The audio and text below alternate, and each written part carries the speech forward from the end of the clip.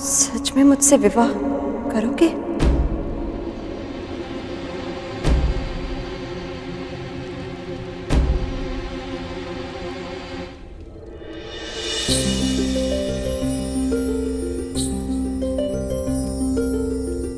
अपना हाथ आगे बढ़ा।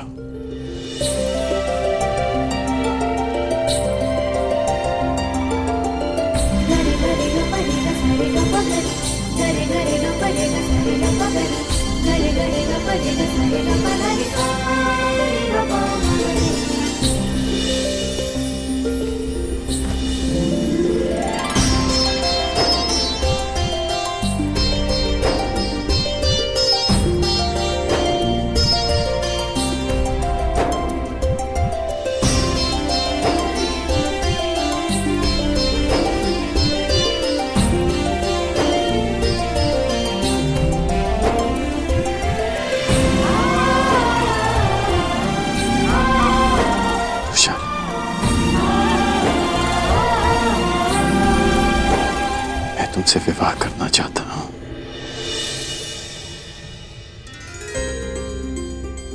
क्या तुम मुझसे विवाह करोगी?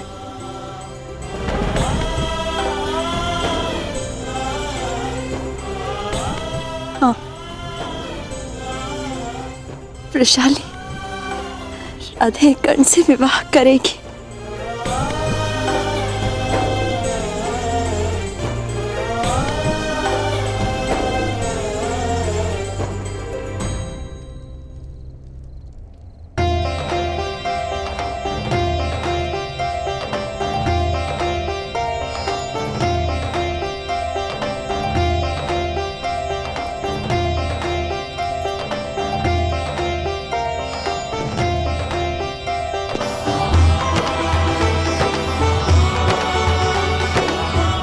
चले।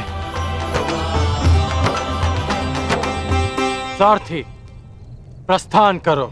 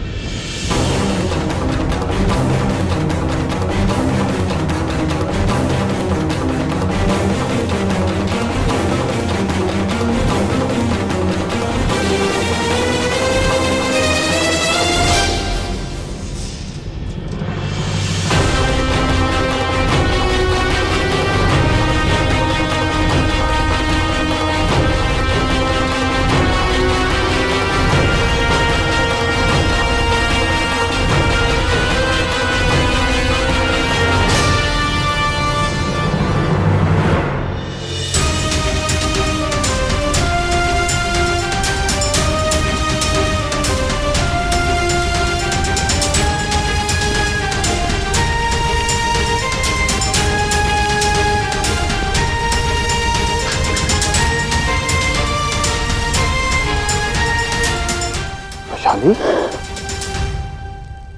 क्या हुआ? कोई बुरा स्वप्न देखा? हाँ कर्ण, बहुत ही भयानक स्वप्न था।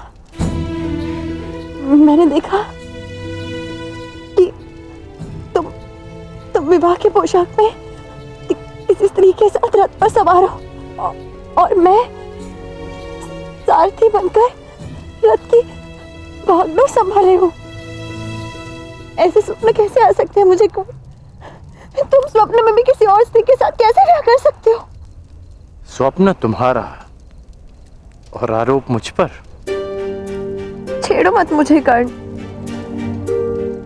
मैं बहुत भयभीत हूँ। मैंने सुना है कि स्वप्न भविष्य का संकेत होते हैं। मुझे ऐसा स्वप्न क्यों आया? कहीं यही मेरा भविष्य तो नहीं?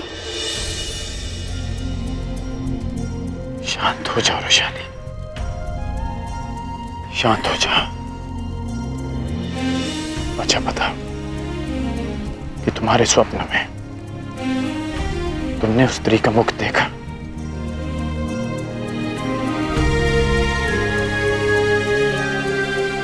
तो फिर तुम कैसे कह सकती हो कि वो कोई और स्त्री थी? तुमने ठीक कहा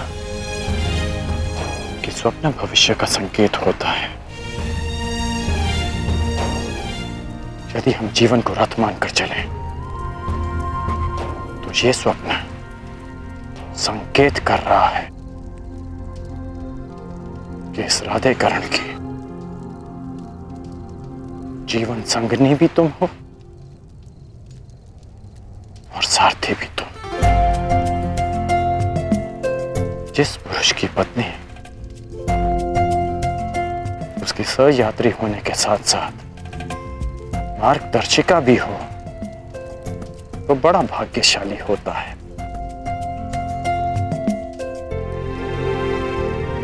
मैं बहुत भाग्यशाली हूं रुशाली।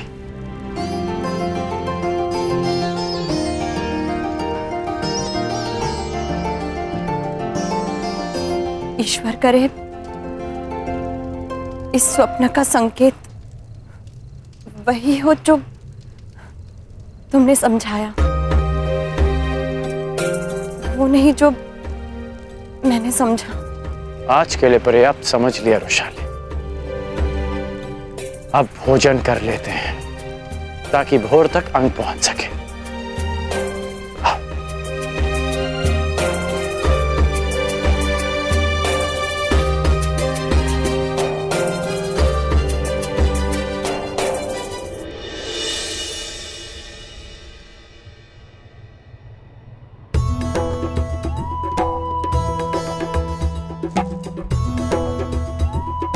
अंगराजकरण की, अंगराजकरण की,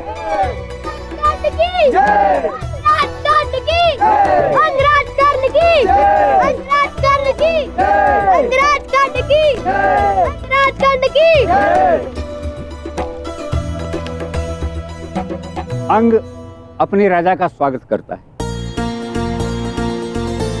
आप अति शीघ्र लौट आए अंगराज। हाँ, क्योंकि आप सबको शुभ सूचना देनी थी। मैंने विवाह करने का निश्चय कर लिया।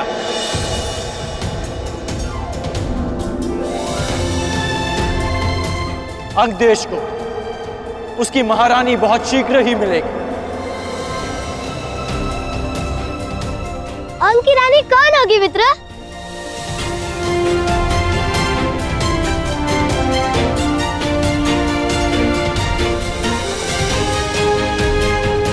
वो शीघ्र ही यहां आएंगी मित्र, स्वयं देख लेना। तो आपने अंग को महारानी देने का कौन सा दिवस निश्चित किया?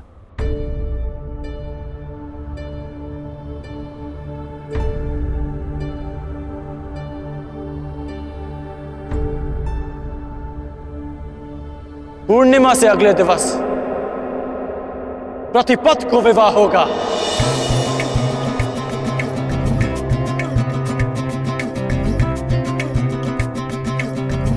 मेरे जीवन का सबसे सुंदर दिन प्रारंभ होगा।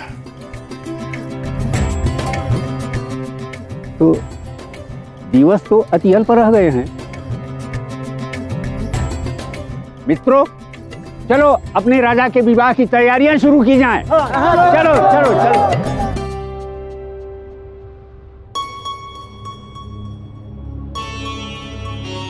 कर्ण,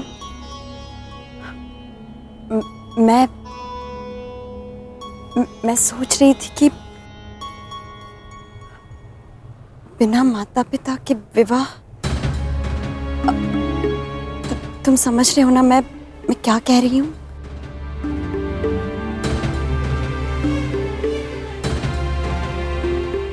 रुशाली, हमारा विवाह माता पिता के आशीर्वाद से ही होगा। मैंने माता और पिताश्री को यहां आने का संदेश दे दिया है और तुम्हारे पिताश्री को भी निमंत्रण भिजवा दिया है रुशाली।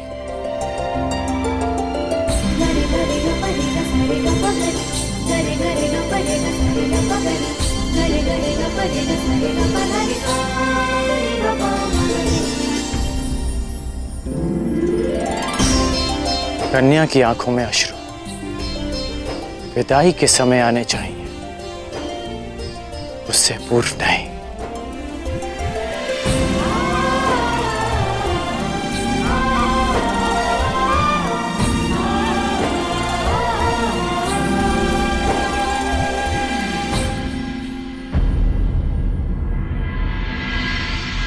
तो तुम भी स्वयंवर में जाना चाहते हो पुत्र? हाँ पिताश्री।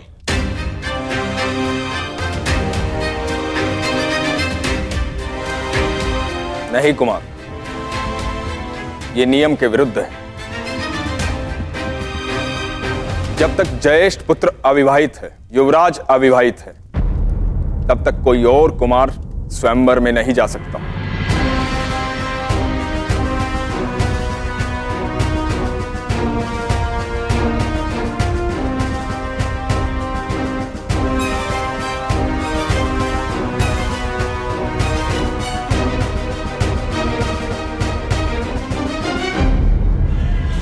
युवराज अविवाहित है, तब तक कोई और कुमार स्वयंवर में नहीं जा सकता। विदुर महोदय, ये कौन सा नियम है कि एक पुत्र अपने पिता से मन की बात भी ना कह सके? और रही बात राजनियम की, तो सम्राट राजनियम बनाते हैं, वो स्वयं उसके अधीन नहीं होते। उनकी कही हर बात अघोषित नियम है।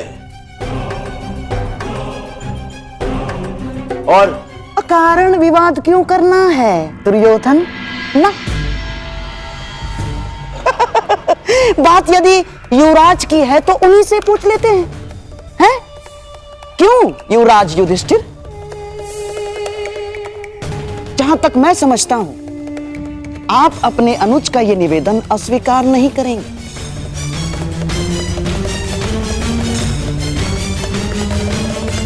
निसंदेह है मामा श्री, यदि अनुज दुर्योधन स्वयंवर में साथ जाना चाहते हैं तो मुझे कोई आपत्ति नहीं।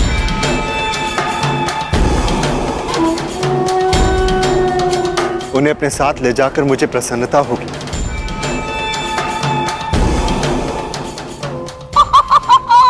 साधु साधु, आपका अपने भाई के प्रति प्रेम अतुलनीय है। लीजिए महामंत्री विदुर, हो गया विवाद का निवारण।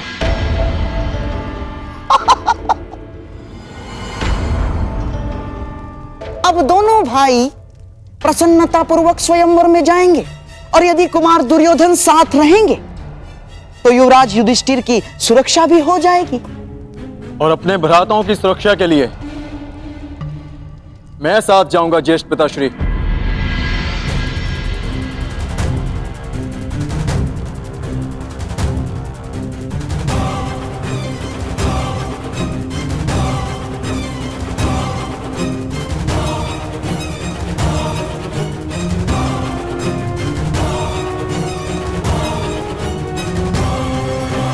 अपने भ्राताओं की सुरक्षा के लिए मैं साथ जाऊंगा ज्येष्ठ पिताश्री।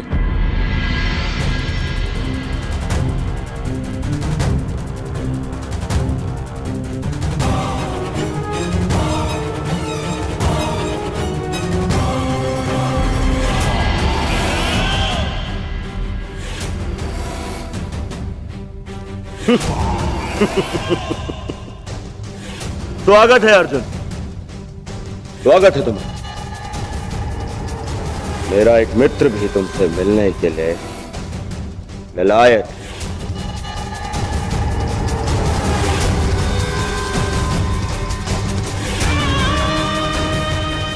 विशेषता इस हस्तिनापुर के बाहर,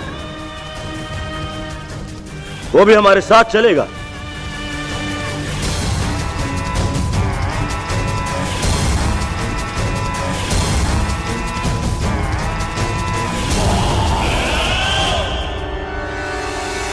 विदुर, कलिंग नरेश को संदेश भेज दिया जाए कि हस्तिनापुर के कुमार स्वयंवर में पधार रहे हैं।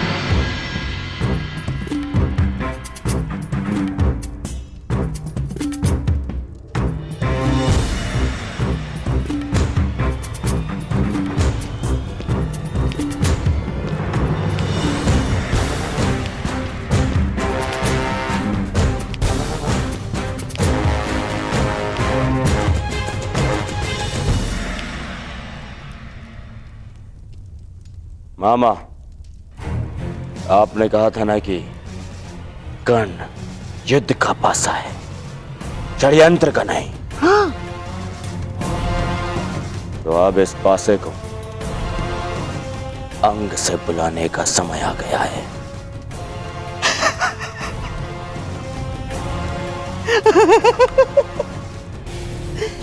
मेरे होने वाले सम्राट।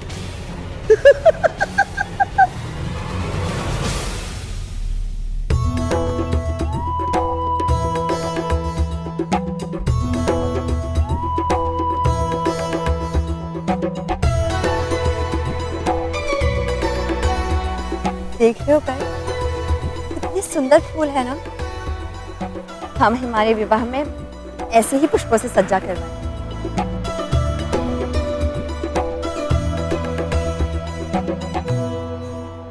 क्या सोच रहे हो? सोच रहा हूं कि माता और पिताश्री शीघ्र ही आते होंगे।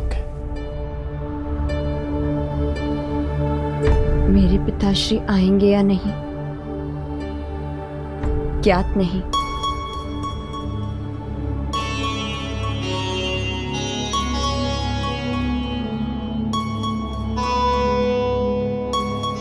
अच्छा एक बात बताओ, क्या सोचा है तुम? विवाह के पश्चात तुम्हारा घर कैसा होगा? पहली बात, वो मेरा घर नहीं हमारा घर होगा। और दूसरी बात, वो भले छोटा होगा परंतु सुंदर होगा। भित्तियों पर सुंदर सुंदर कलाकृति, दोनों पर कलाकृतियां, श्वेत और दूसरे रंग की यवनिकाएं, और खिड़की से ऐसा दृश्य होगा जहां से सूर्य भी दिखे और चंद्रमा भी। और हाँ, ऐसी सुंदर और सुगंधित पुष्प सज्जा हो। और हे ईश्वर, पुष्प सज्जा का कार्य अधूरा पड़ा है। तुम भी ना मुझे बातों में उलझाकर ना स्वयं कुछ करते हो ना मुझे कुछ करने देते हो। कहाँ मैंने सोचा था कि तुमसे पुष्प सज्जा में सहायता लो, परंतु तुम जैसे कठोर योद्धा कहाँ से इन कोमल से पुष्पों को समझेगा।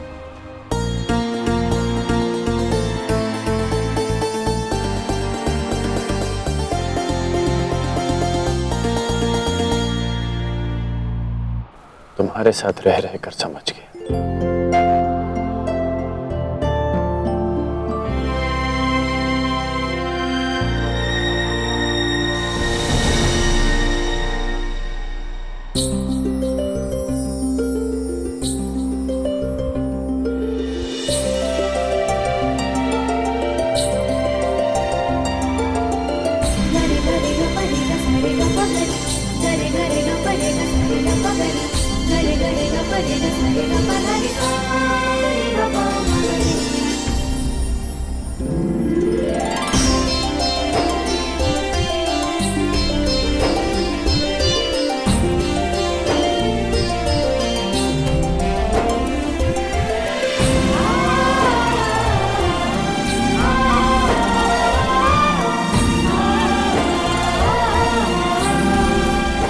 कैसा लगा मेरा प्रबंध?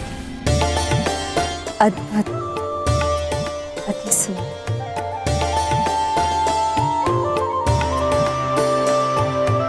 हमारा प्रेम इन फूलों की तरह रहेगा, अद्भुत और अति सुंदर। परंतु इन पुष्पों का एक गुण नहीं होगा हमारे प्रेम। वो क्या? ये हमारा प्रेम कभी मुरझाएगा नहीं।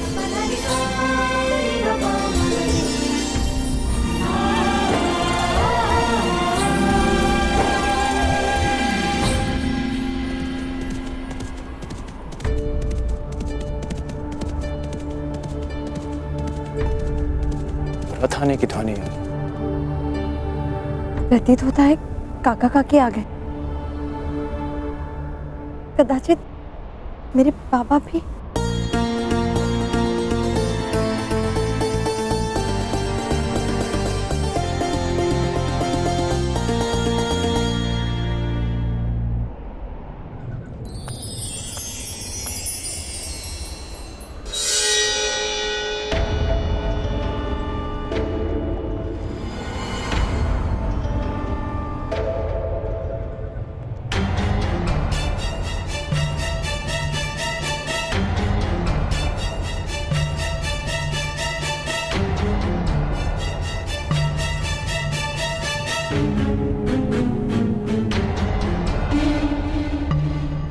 प्रणाम कुमार।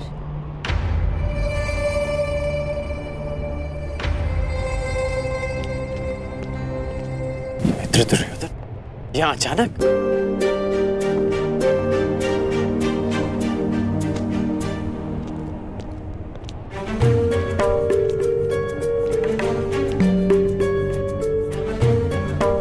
क्यों? मित्र के अचानक आने पर प्रतिबंध है? नहीं, आपका स्वागत है।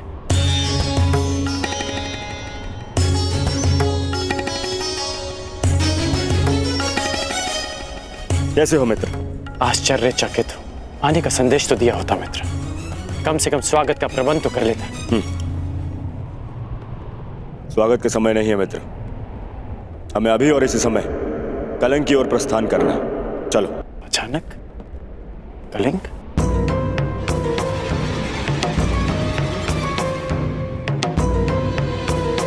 हाँ, कलिंग नरेश की पुत्री के स्वयंवर का निमंत्रण आया है। कदाचित तुम्हारे सहायता की आवश्यकता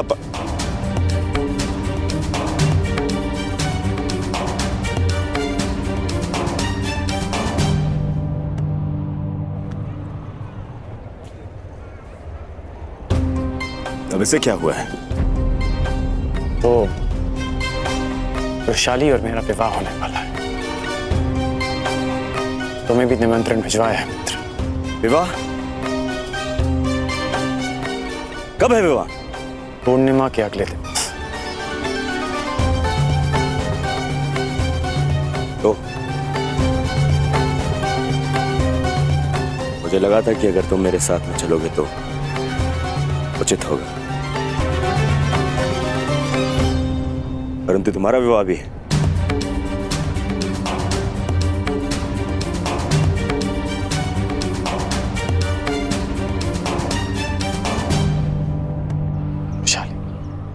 पूर्णिमा आने में सप्ताह भर शेष है, तब तक मैं लौट आऊंगा। अवश्य किसी संकट का अनुमान होगा कुमार दुर्योधन, इसलिए मेरी सहायता की आवश्यकता है।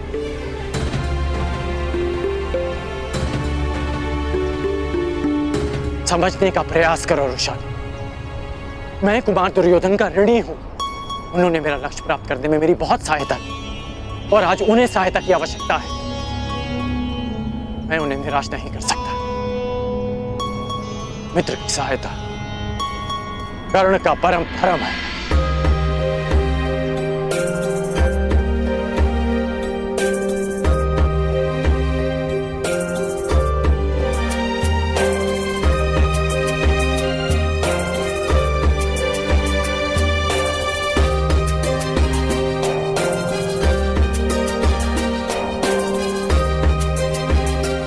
कर्ण और कर्तव्य दोनों की राशि एक ही है राधे। जिसके साथ जीवन के मार्ग पर चलना है, उसके कर्तव्य के मार्ग पर बाधा नहीं बनेगी ये वृषाली। मैं प्रतीक्षा करूंगी कल पूर्णिमा से पहले लौट आऊं। और हाँ, स्वयंवर में सम्मिलित होने जा रही हूँ। अकेली ही लौट, कोई भी हो, सौत किसी को नहीं भाती।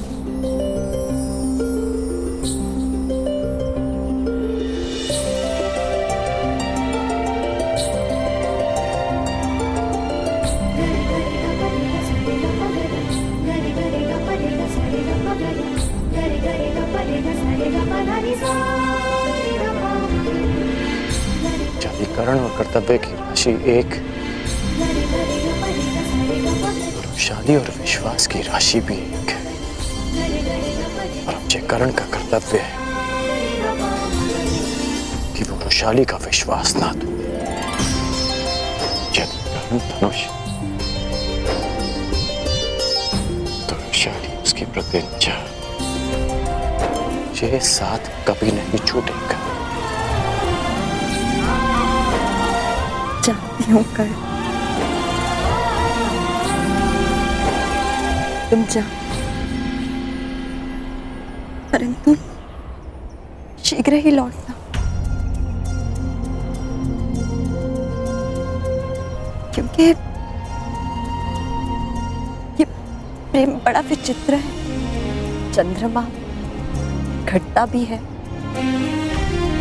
बढ़ता भी है, परंतु प्रेम में प्रतीक्षा और शंका केवल बढ़ती है। पूर्णिमा तक लौट आना कर, इस प्रतीक्षा को अमावस्या की अंतिम रात न बना दे। इस राधे कर्ण का विवाह पूर्णिमा के अगले दिवस ही होगा, ये मेरा वचन है।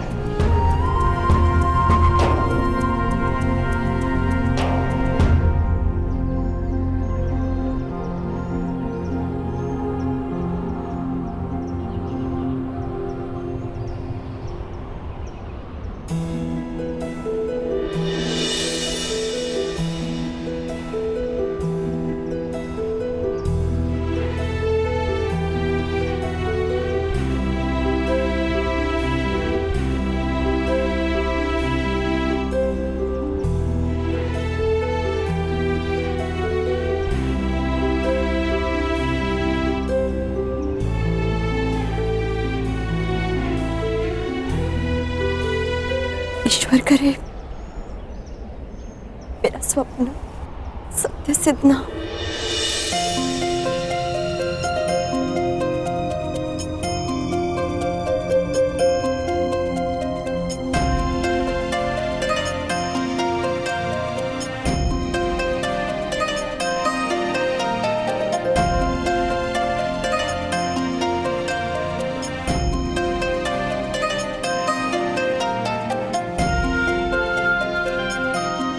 हे प्रभु, मेरा सपना सत्य सिद्ध हो।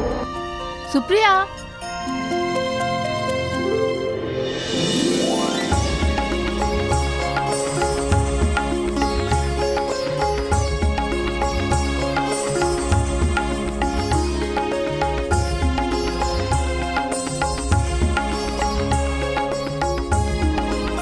सुप्रिया शीघ्रता से चलो, राजकुमारी भानुमति आपकी प्रतीक्षा कर रही हैं। आ रहे।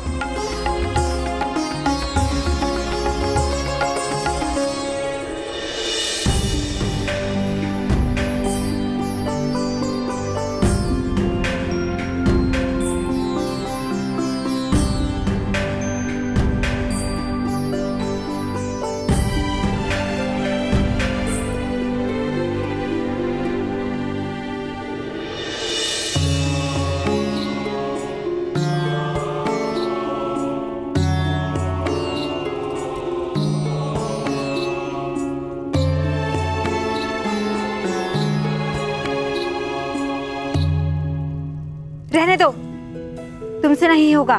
सुप्रिया के अतिरिक्त कोई भी हमारी रूप सज्जा ठीक से नहीं कर सकता। कहाँ है सुप्रिया? यही हूँ सखी।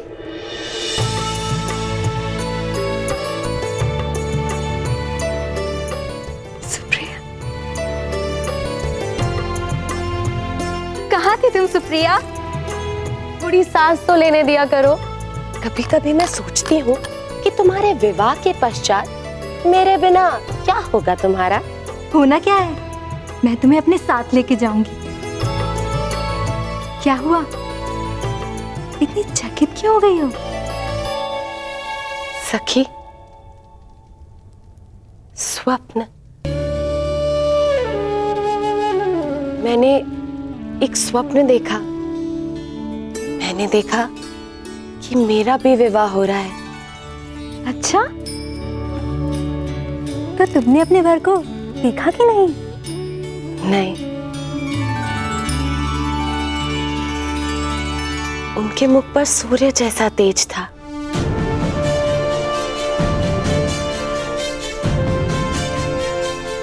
मैं स्वप्न में भी उनके समक्ष अपनी आंखें खोल ही नहीं पाई।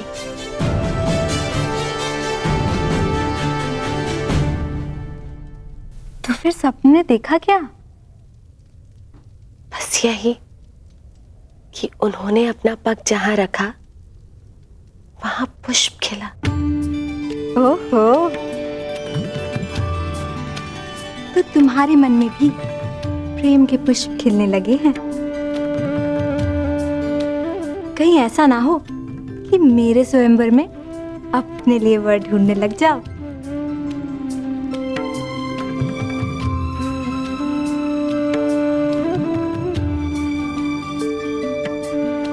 और भानुमति नाम का ये पुष्प कहीं बिना खिले ना रह जाए। अरे हंस क्या रही हो? सोचो, स्वयंवर में अगर तुम्हारा सपना साकार हो गया तो? कहीं तुम्हें वर भा गया तो? तो क्या, मैं तुमसे तुम्हारी वरमाला छीनकर उस सूर्य के गले में डाल दूंगी।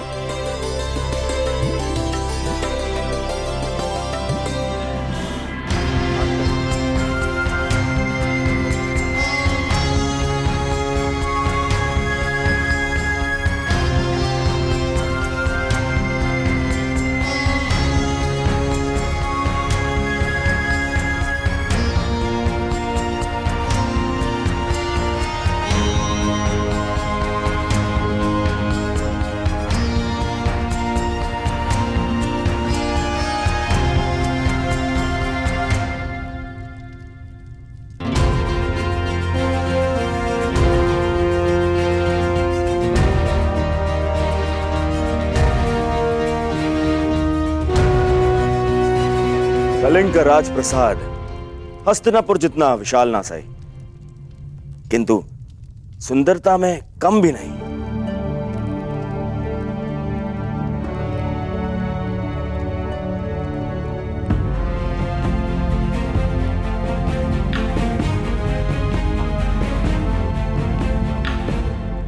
अनुज दुर्योधन,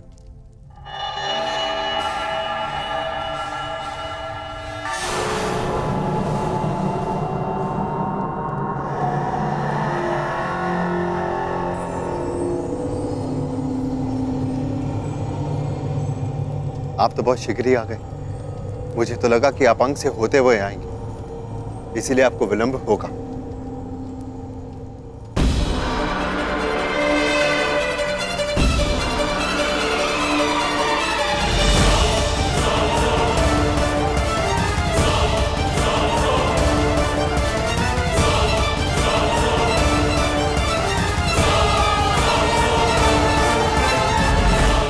शीघ्रता तो आपने दिखाई है युवराज।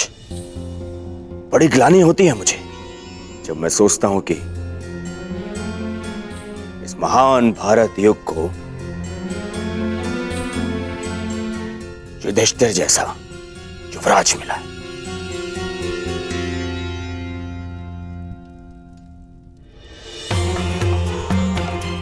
पहले आपने अर्जुन की सहायता से युवराज का मुकुट तो धारण कर लिया, अब इसका भार भी संभाला नहीं जाता क्या आपसे?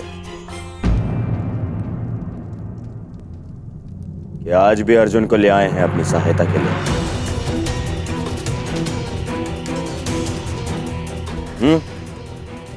मैं यहां भ्राता युधिष्ठिर के लिए नहीं, आपके लिए आया हूं दुर्योधन। कहीं पांचाल नरेश की भांति यहां आपको किसी ने बंदी बना लिया तो आपको छुड़वा तो सकूं। आज यह आचार्य द्रोण की बनाई हुई सीमा नहीं है अर्जुन।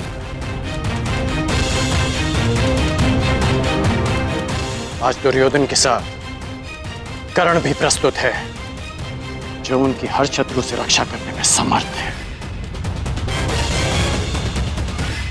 चाहे वो कोई राजा हो या किसी युवराज का सहायक।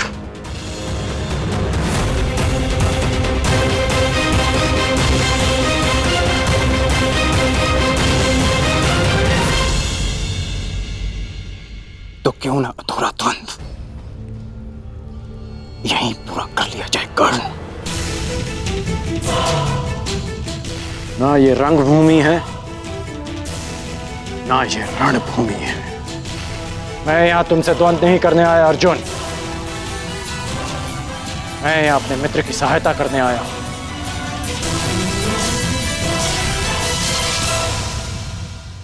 मैं वचन देता हूं कि पहला बाण मैं नहीं चलाऊंगा, परंतु यदि किसी और ने आक्रमण किया तो उस युद्ध को अंत करने का अंतिम बाण मेरा होगा।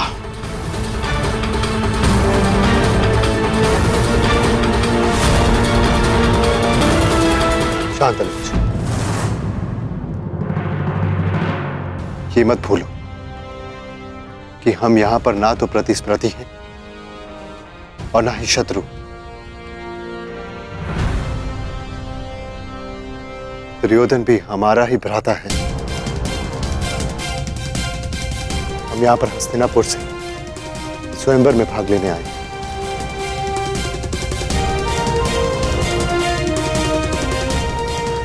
अनुज दुर्योधन, हम यहां से हस्तिनापुर की राजवधु लेके जाने आए हैं।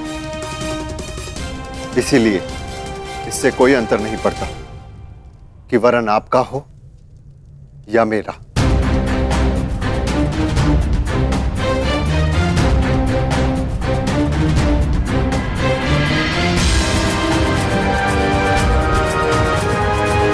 चलो अनुज।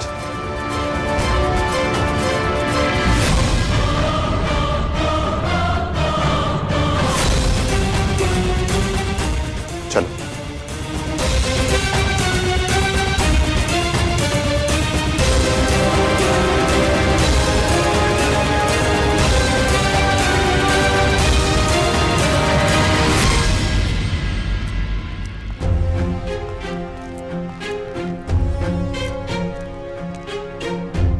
सखी, झरोके में आइए ना।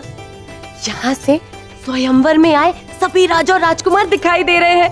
चलिए। नहीं सखी, राज्यसभा में आपको इतना समय नहीं मिलेगा, इसलिए अभी इन राजाओं और राजकुमारों को अच्छे से देख लीजिए।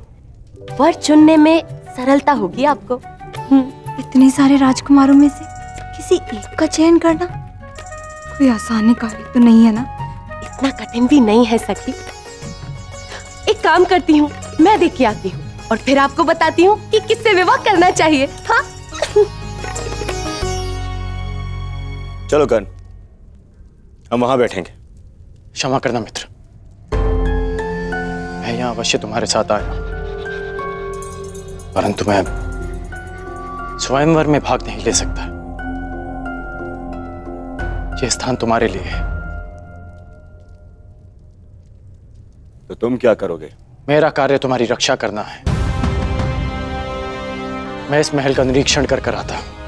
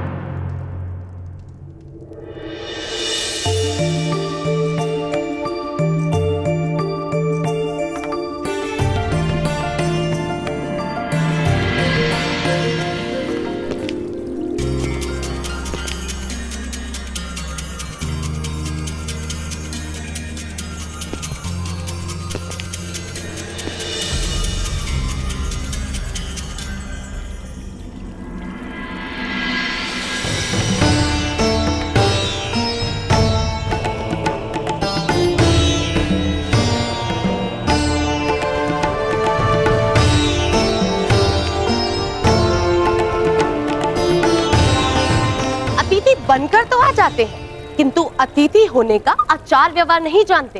देखते ही नहीं कि पांव किधर आ रहे हैं। मेहमानों को निमंत्रण दे देते हैं, परंतु ये तक नहीं जानते कि उनका मार्ग काटा नहीं जाता है। कलिंग वासियों को किसी से सीखने की कोई आवश्यकता नहीं कि अतिथि सत्कार कैसे किया जाए। सबका ज्ञात नहीं, परंतु कुछ हैं जिन्हें सीखने की आवश्यकता है। बहुत अभिमान है स्वयं पर। हाँ, अभिमान मूर्खों का व्यसन होता है देवी, और वो व्यसन मुझे अभी तक लगा नहीं, परंतु उस व्यसन का प्रभाव आप पर अवश्य दिखाई देता है। इतना अहंकार! अरे आपके साथ विवाह करने वाली स्त्री केवल अश्रु बहाएगी। मेरी जीवन संगनी की चिंता करना छोड़िए, परंतु इतना अवश्य दिख रहा है कि जिससे भी आपका विवाह होगा उस पुरुष के मुख पर कभी मुस्कुराहट नहीं आएगी। प्रणिपात।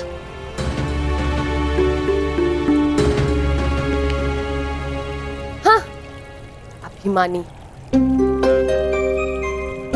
चलो, कम से कम ये तो ज्ञात हो गया कि राजकुमारी को किससे विवाह नहीं करना चाहिए।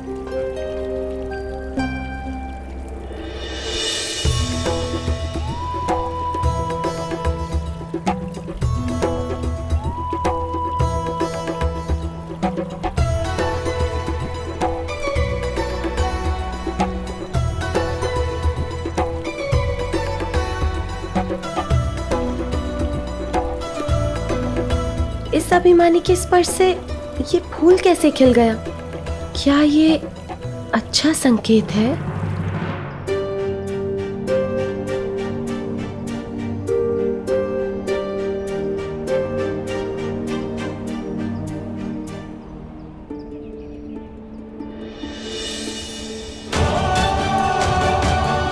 ये फूल कैसे मुरझा गया?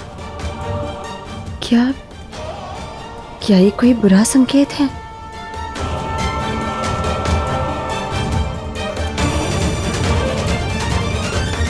यहाँ मैं बैठूंगा।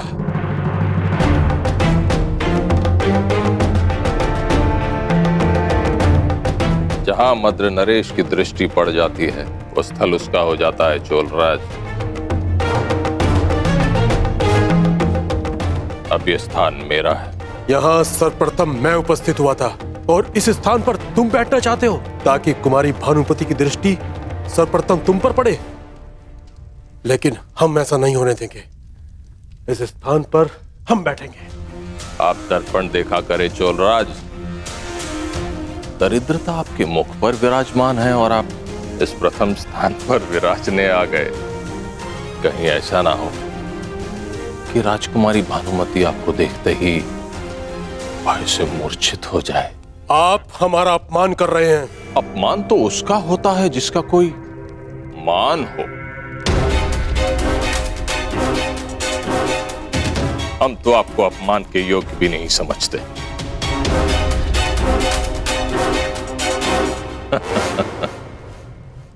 शांत मामा श्री। आप मध्य में बताइए हस्तिनापुर युवराज। चोलराज अपना अपमान नहीं सहेगा।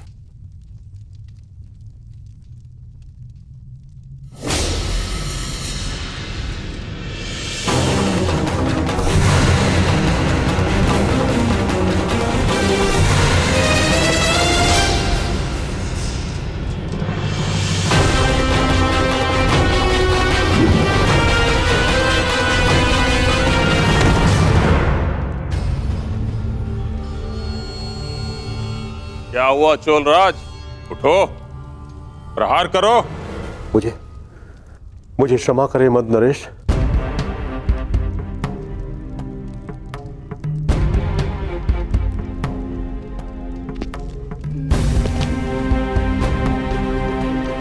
मामा श्री का व्यसन कभी जाएगा नहीं। दूसरों को क्रोध दिलाकर उनकी शक्तियों को स्वयं में समाहित करने का गुण है इनमें।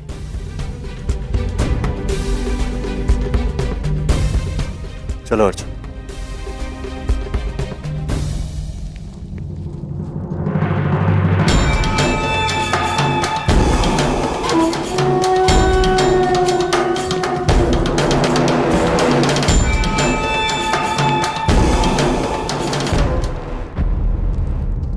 अरे कुमार दुर्योधन, स्वागत है।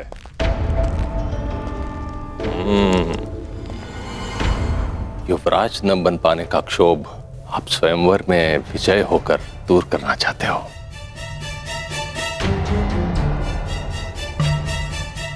मेरा प्रकरण छोड़िए मद्रराज, आप बताइए, आप यूं बढ़ती आयु में यहां क्या करने आए? अरे हाँ, कहीं अपने आप को युवा सिद्ध करने के भ्रम को बनाए रखने के लिए? हाँ।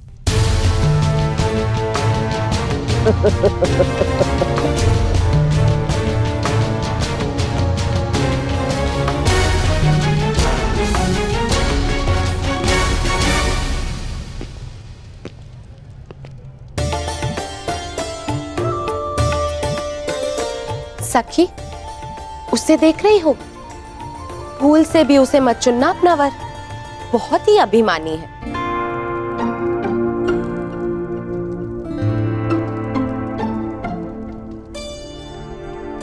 इसे ना चुनो सुप्रिया।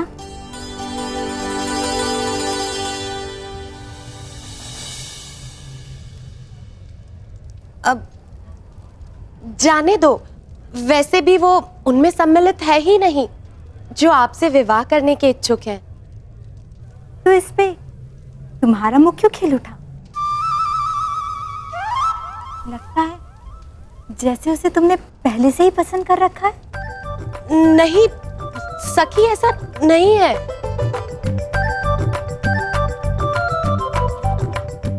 जो भी है, वो तो इस पुष्प ने बता दी। अब उसका नाम बता दो।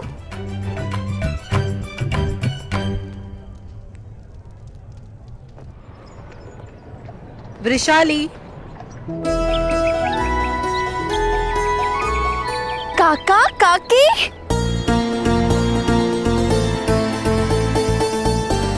सौभाग्यवती शालिनी भा। सदा सुखी।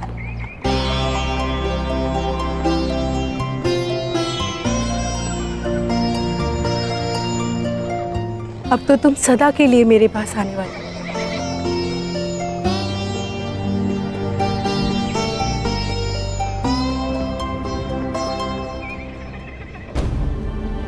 काकी, पिताश्री नहीं आए?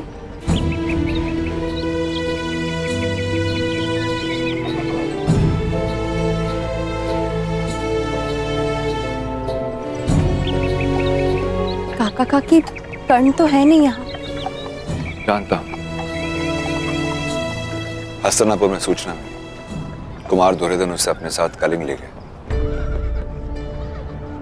परंतु आप चिंता मत कीजिए, मैं हूं यहाँ आपके स्वागत के लिए। चिंता की बात है वृषाली, युवराज के साथ कुमार अर्जुन भी गए।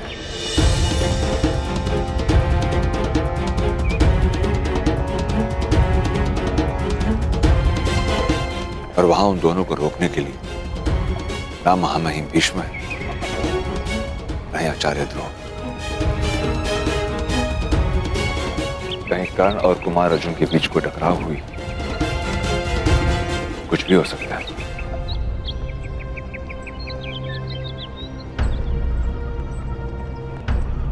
चिंतित मत हो काका, कुछ नहीं होगा। कर्ण यहाँ सुरक्षित पहुंचेगा। उसने वचन दिया है मुझे, पूर्णिमा की रात्रि तक वो यहाँ उपस्थित होगा। किसी भी परिस्थिति में वो अपना वचन नहीं तोड़ेगा, क्योंकि उसका नाम कर्ण है। नाम तो ज्ञात नहीं है सखी, किंतु अहंकारी अवश्य है। कलिंग की राजसभा में आप सभी आगंतुकों का हम स्वागत करते हैं। हमें आशा है कि आपकी सेवा में कोई त्रुटि ना हुई होगी। आज हमारी पुत्री कलिंग की राजकुमारी भानुमति का स्वयंवर है, इसलिए ना कोई चुनौती होगी और ना ही कोई स्पर्धा। आर्य पद्धति के अनुसार राजकुमारी भानुमति आपके समक्ष उपस्थित होंगी।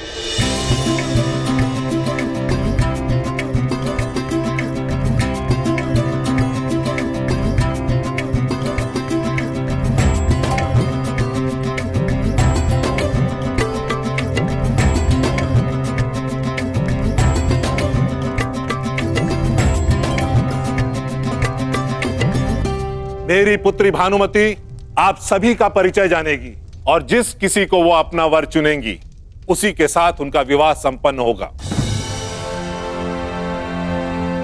राजकुमारी भानुमति, आगे बढ़ो।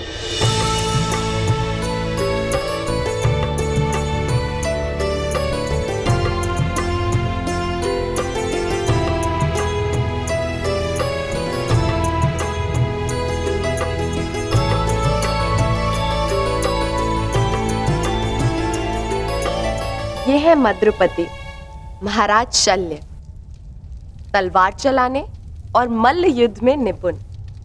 इनका युद्ध कौशल समस्त आर्यवर्त में विख्यात है।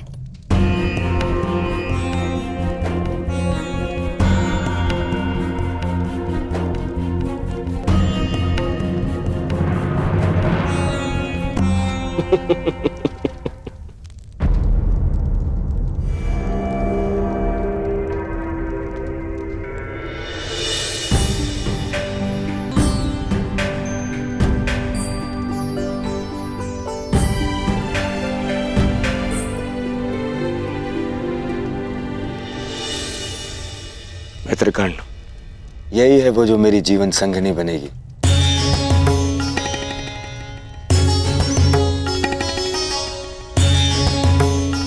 कदाचित पूर्णिमा के पश्चात हम दोनों का विवाह एक साथ ही होगा।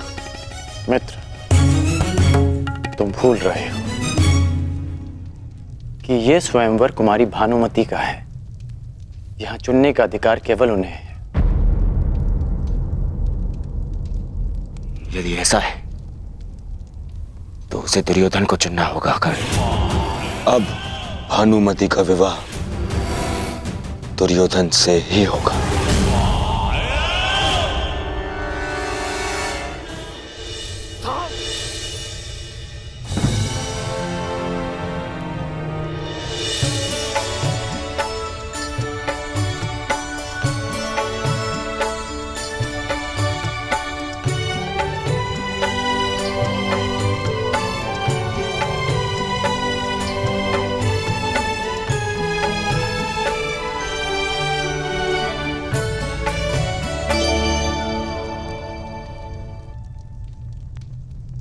आप इनके पीछे क्यों खड़े हैं?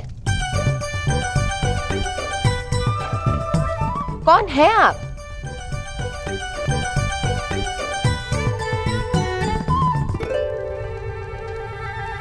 मैं कर्ण हूं। कर्ण?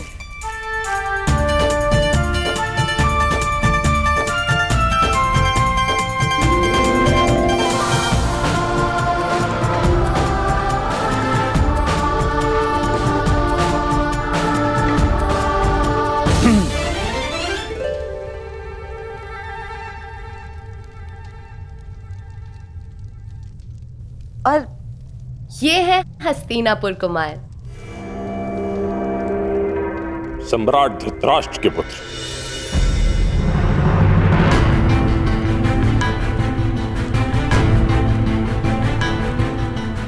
ये लगभग यहां अनामंत्रित ही हैं। ये ना तो कहीं के राजा हैं, ना ही युवराज। मैं कलिंग नरेश से पूछना चाहता हूं कि फिर इन्हें इस स्वयंवर में आने की अनुमति क्यों दी गई?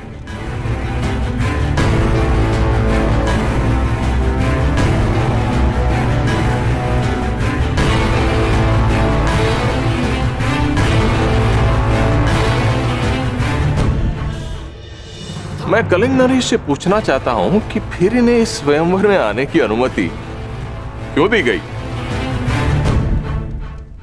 इन्हें अनुमति मैंने दी है शल्यराज, सम्राट धृतराष्ट्र के अनुग्रह पर। उचित है। अब सम्राट धृतराष्ट्र करे भी तो क्या करे? अपने पुत्र के युवराज न बन पाने के दुख में उनके घावों पर लेप लगाने के लिए यहां भेज दिया।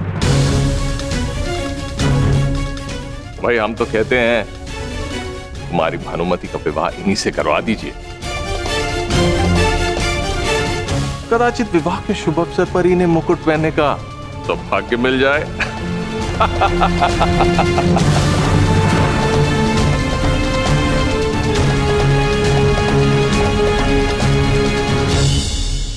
राजकुमारी भानुमति किससे विवाह करेगी ये उसका अधिकार है, आपका नहीं शल्यराज।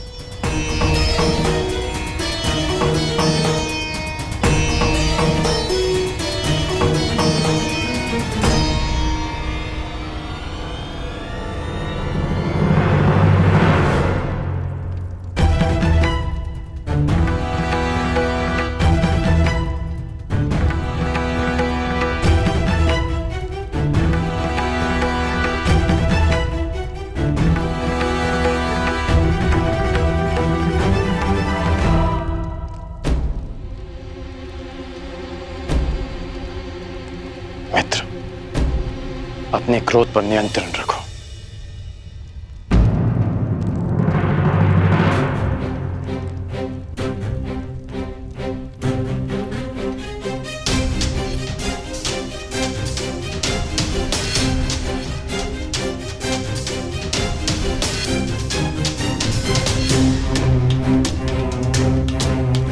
पांडव नामक कांटे के वृक्ष से अगला शूल तुम्हें न चुभ जाए, इसलिए युधिष्ठिर से पहले तुम्हें विवाह करना ही होगा।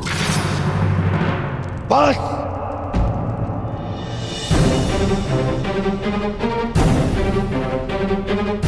नहीं मित्र, मित्र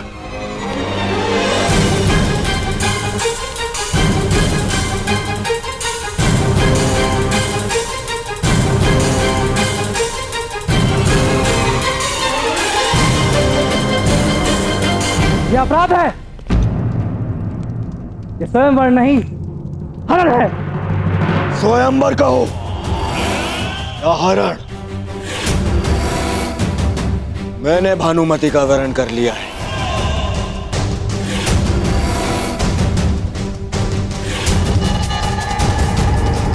और अब भानुमति का विवाह मुझसे होगा, दुर्योधन से।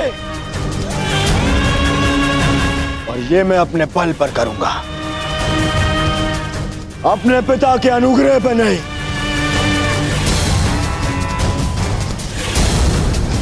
तुम में से जिसकी भी बाहु में बल हो, वो मुझे रोकने का प्रयास कर सकता है। सावधान दुर्योधन!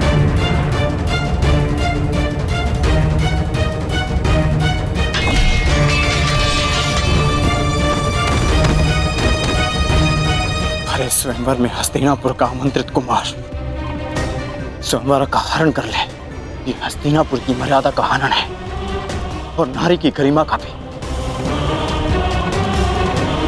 युवराज का अनुज होने के नाते मैं ये नहीं देख पाऊंगा। आज आप मुझे मत रोकेगा।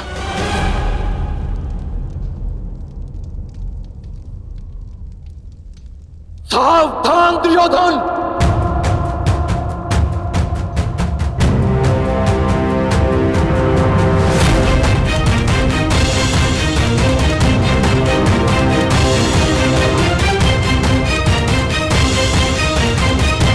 या तो राजकुमारी भानुमति को छोड़ो या फिर युद्ध के लिए प्रस्तुत हो जाओ। अब मैं भानुमति को छोड़ूंगा और न ही तुम्हारे साथ मैं युद्ध करूंगा अर्जुन।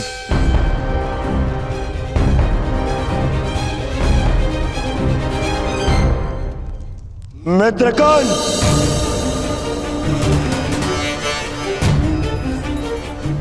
जिस प्रयोजन से मैं तुम्हें साथ लाया हूं उसे सिद्ध करो।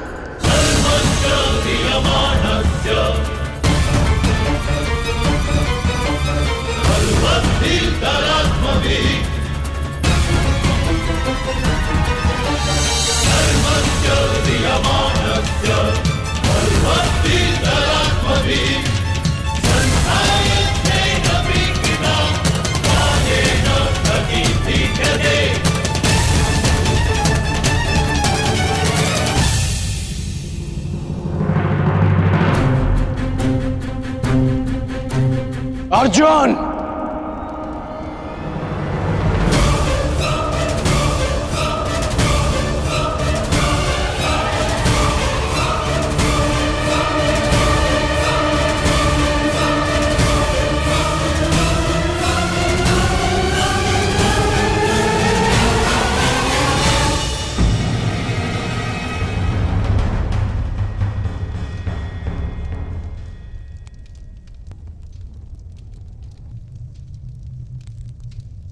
आज तुमसे ये युद्ध मेरा मंतव्य नहीं, कर्तव्य है। मैं यहां कुमार दुर्योधन की ढाल बनकर आया हूं।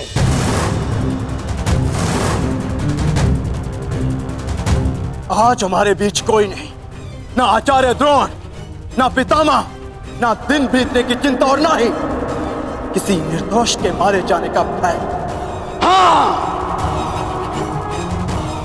ये मेरे युद्ध की ललकार भी है और मेरे कर्तव्य की पुकार भी। मुझे स्वीकार है।